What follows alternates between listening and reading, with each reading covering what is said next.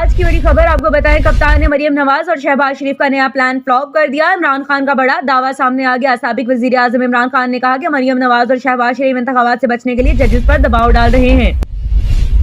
ججز کے خلاف گھٹیا مہم شروع کی ہوئی ہے، جو کہ شرمناک عمل ہے۔ ملک کی تاریخ میں ججز اور عدلیہ پر حملے کرائے اور ان کو خریدا۔ انہوں نے مزید دعویٰ کیا کہ غیر قانونی فون ٹریپنگ کے ذریعے سے ججز پر دباؤ ڈالا جا رہا ہے۔ انہیں آئین کی بالادستی برقرار رکھنے میں اپنا کردار ادا کرنے سے روکا جا رہا ہے۔ سابق وزیر اعظم عمران خان نے کہا کہ عدلیہ ہی قوم کی واحد امید ہے۔ انہیں کسی قسم کے دباؤ کے بغیر آئین اور قانون کو بالادست بنانا چاہیے۔ انہوں نے الزام لگایا کہ چیف الیکشن کمشنر اسکندر سلطان راجہ آئین کی خلاف ورزی میں پی ڈی ایم کی حمایت کر رہے ہیں۔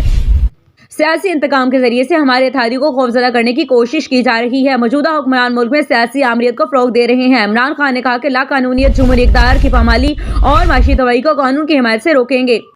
موجودہ حکمران ملک میں سیاسی آمریت کو فروغ دے رہے ہیں۔ عمران خان نے کہا کہ لا قانونیت جمہوری اقدار کی پامالی اور معاشی تباہی کو قوم کی حمایت سے روکیں گے۔ عمران خان نے کہا کہ امپورٹڈ حکومت کا کارنامہ یہ ہے کہ انہوں نے کرپشن کیسز معاف کرا لیے۔ سابق army chief general Qamar Javed Bajwa کی بات کرتے ہوئے کہا کہ جنرل قمر جاوید باجوہ نے اپنے حلف کی خلاف ورزی کی ہے۔ وہ تسلیم کرتے ہیں کہ قومی احتساب بیورو اور نیب ان کے زیر اثر تھا۔ جنرل قمر جاوید باجوہ اعتراف کیا تھا کہ حکومت انہوں نے تبدیل کی ہے۔